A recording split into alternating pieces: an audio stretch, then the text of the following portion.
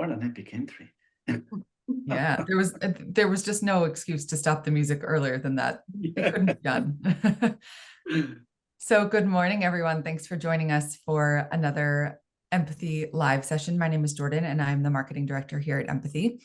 And today we are going to follow up on a conversation that we had a couple weeks ago about retrieval-augmented generation. Last time we spoke about breaking free from commercial clouds using RAG innovation. And this time we're going to be talking about educating RAG.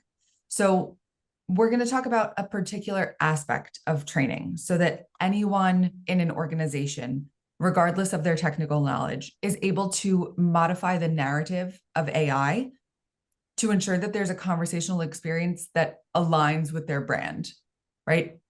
It shouldn't be something that requires deep technical knowledge in order to do. So that's what our team has been working on, to offer technology that's democratized and that makes it easy for anyone within a brand to make the necessary modifications. So if the music wasn't spoiler enough, it might seem like this is very 2001, but we promise it is very real and very 2024. So that said, Angel, can you give us a little more background on how this is being done in 2024? Well, let me start by asking a question because, as my kids say, I'm a boomer. I'm definitely one. And I just want to anchor that concept. I don't know how many people we have connected, but if we could ask you guys to say whether you've seen, anybody in here has seen the movie 2001 Space Odyssey. If you can say yes or no in the comments there. How is that looking in there, Jordan? Has anybody at all seen this movie? I don't know. Let's thumbs up for if you've seen it and insightful if you haven't. And maybe while that happens in this group, has anybody seen, the people in this call right now, the movie 2001 Space Odyssey? Yeah, yesterday. You did yesterday. Oh, great. Yes. Anyway, here is the story while that happens. And, we need to honor Stanley Kubrick's, the director, in his ability to predict the spirit of an age and, the spirit of an idea. Basically, there is this scene. Before even that, Jordan, let's do something. Let's connect to the scene, if you have it there handy, where Dave, the protagonist, Dave is going into the computer. Now, this AI system is called Hall 9000 in the movie. And Hall 9000 has this computer and needs to be changed. He needs to change the narrative. He needs to go inside the AI and tell it to stop doing something that it was doing. And I cannot spoil any more than that. So if you can play for us a few moments of that instance, yeah.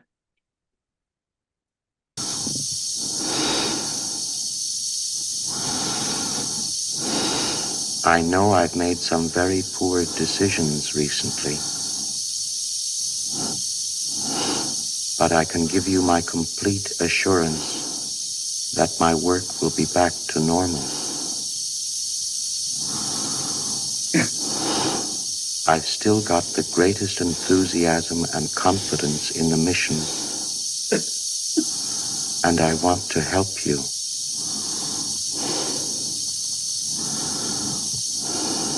Dave, stop.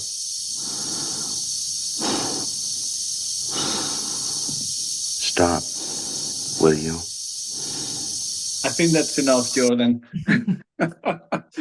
Anyway, enough. We don't want to spoil this beautiful movie. Now, it has a particular pace if anybody has the courage and the time to go through it.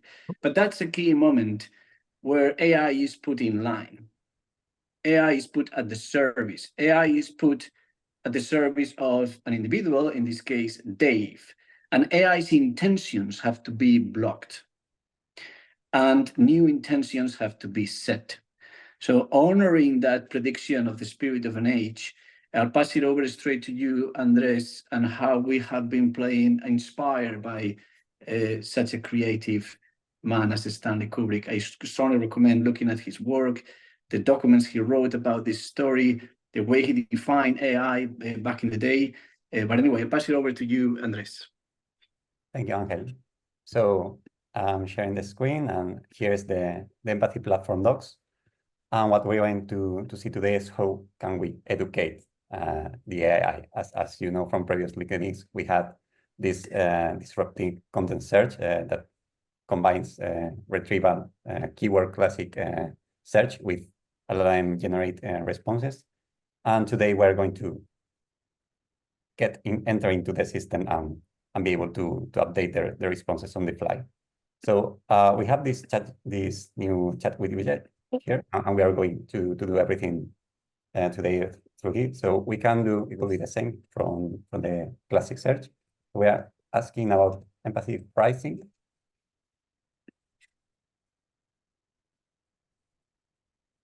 And we get a nice response, but we want to highlight a missing piece of information that is not.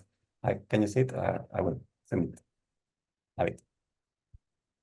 We want to highlight a piece of information, which is when you want to use empathy platform self-managed components, you also have a right to access the openness, the source code. So that's something that is not in the documentation, but it's something that we want to include. So what we are going to do is to educate the service to be able to include it into the responses. So what we are going to log in, enter my credentials. Oh, this one. This one.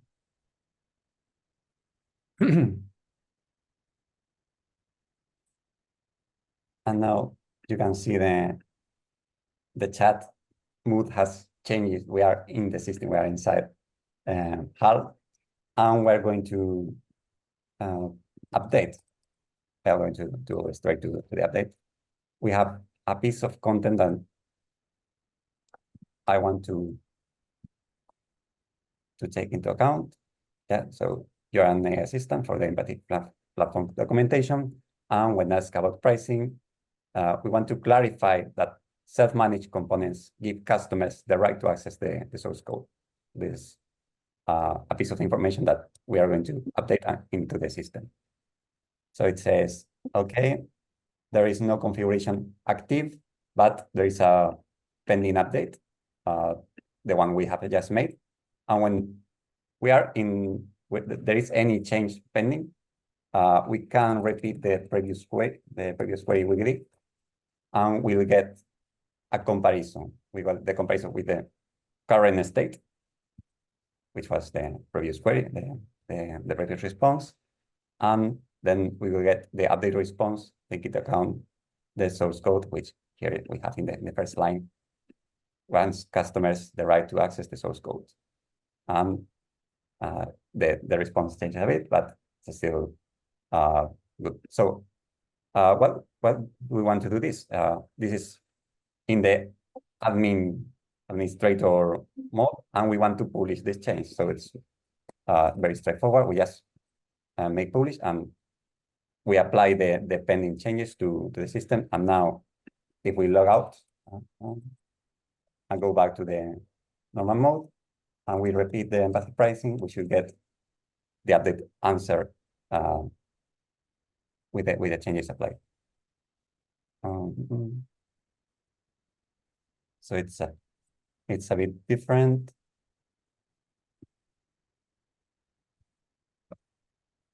Focuses on there's more focus on self-managed components. Yeah, we know that LLMs are stochastic by nature, so the responses are not always the same, but we have tuned the response to focus on the self-managed components. Of course, we could keep iterating and updating and making changes to the system to make sure that the response is actually what we want. So this a change we want to do. So now very good, Andrés. Now I'm very good. Sorry. I'm going to pass to Adrián, who is going to give up more detail on how is this done, what's under the hood of this. Thank you. Just before you pick it up, Adrián, how important, thank you, Andrés, how important it is for us as a company, right? That we open up this AI out there. And this is something so vital for us that we want to make sure. That's why we work with all these very, very large retailers, because they get access to the source code, but it's not reflected properly. So we need to go inside and make those changes. So that's very, very helpful, Andrés. Thank you. Andrés, Adrián, all yours. Okay, thank you. So good morning, everyone. So I want to start by thanking and congratulating the entire team behind this project for their incredible effort and dedication. The work we've done has been exceptional, and today we are showing something that we can all be proud of. So kudos to the team. And now I would like to dive into how we built this solution. We used an up-to-date tech stack architecture that allows us to be agile and efficient, ensuring the solution stays current with the latest technologies and with high quality standards. Additionally, we are concerned about the performance, so we deal with chunks optimization, ensuring minimal impact on the initial load of the page. We only load the piece of code necessary to display what the user is experiencing. For example, we won't load any piece of code related to displaying a message until the user writes and submits a question. Okay. Another key technical aspect we've incorporated is the shadow DOM encapsulation, which prevents conflicts with the consumer's styles. This means our widget behaves in isolation, safeguarding the designs and the functionality of the page below. As for how could this be integrated, is super easy. You can choose between an integration via a JS snippet, or you can choose, if you work in a Vue ecosystem, to use our library of components. All you need is to set up your service you want to consume, and you're ready to go. Plus, you have the option to activate or deactivate some optional features like streaming. So if your service supports streaming responses, you can activate this. History, so you can keep context between multiple questions, and custom keywords like the demo we see before. We have commands that were custom keywords. If you need to customize the appearance of the widget, we expose some CSS variables, so you can adapt the appearance of the widget to the look and feel of your page. You can change the primary color, the secondary color, the font family, font sizes, and so on. So, well, I think we are in the very beginning of this project, but I'm glad to say that we are ready to scale. So I think now Letty will tell us more about the next iterations of the chat widget. Don't you, Letty? Sure. So thank you, Adri. Let's speculate a bit about the future. So we already have a way to control the RAG through magic commands, but we have had a lot of conversations over the past weeks about what a fully conversational experience should look like from an UX perspective. And we have been working on some ideas, so let me share the screen. I want to show you a prototype. So can you see my screen? Let me start the recording. So, sorry, I have had a change on the prototype. Can you see it? Yep. Yeah. So imagine for a moment an interface with no buttons, no menus, just you and AI chatting. Well, it's something that is happening now in most of the experience, and it's bringing some interesting challenges with it. Imagine that it's like being dropped into a new city, but without a map. And it's true that we have the functionality through the commands, but I was thinking this morning about the way Dave tries to deactivate HAL. He tries to do it through the voice, but it's not working properly. So in the end, he has to do a manual deactivation. And when he is in the red room, he has these white luminous crystal pieces that he has to deactivate one by one. So I was thinking that they are a kind of buttons, right? Just some numbers that are under some categories as memory terminal, logic terminal. So at the end, this is a traditional navigation that coexists with other advanced functionalities, like, for example, typing or triggering actions with commands through the prompt, but you can also quickly access them through navigation. So let's imagine that we have an evolution here, and instead of having a very hierarchical organization on the content, we have just some titles and some dynamic suggestions. So imagine having a set of context-aware options that can change based on your conversation, offering relevant actions or information at just the right moment, also depending on the data sets and also depending on the role and permissions. So in the landing page, in the conversational experience, is acting as a kind of receptionist, offering you different possibilities. And I think that also from a CEO perspective, we still need static pages because it is still working traditionally. So with this solution, we are optimizing it in case of a fully conversational experience. So if you are a user trying to understand what kind of questions you can ask, the landing page is acting as an explainer of what you can do, and you could even save the ones you use the most for having a quick access. If you have an admin role, you will be more interested in acting on the RAG through actions and commands. So I think we need to find a balance between the old and the new, and at the same time, we are working on a functionality that could be connected. We are working on the related prompts that are acting as suggestions right now related to a query, but we could evolve them as trends, as suggestions depending on the data set and depending on the context. And as I said at the beginning, it is just speculation, but it seems to make more sense to move in this direction. And this is just a joke, but imagine if we had a huge button saying delete all.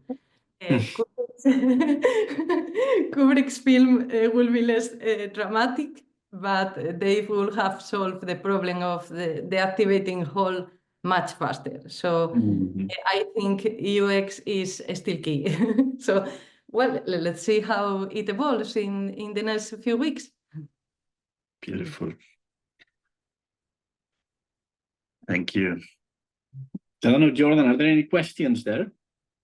Well, we do have a question about the technology. So what models are you guys using to build this? Yeah, maybe for this question, I mean, we spoke about this on the very last LinkedIn Live. Sorry, we haven't emphasized this too much, but we have full following API search guidance with Mark, as he spoke only, I think it was last week or the week before last. We want to have, and we do have, total independence in terms of commercial clouds and commercial clouds provided models. So we use EU-backed, supported, provenance keen and king Mistral.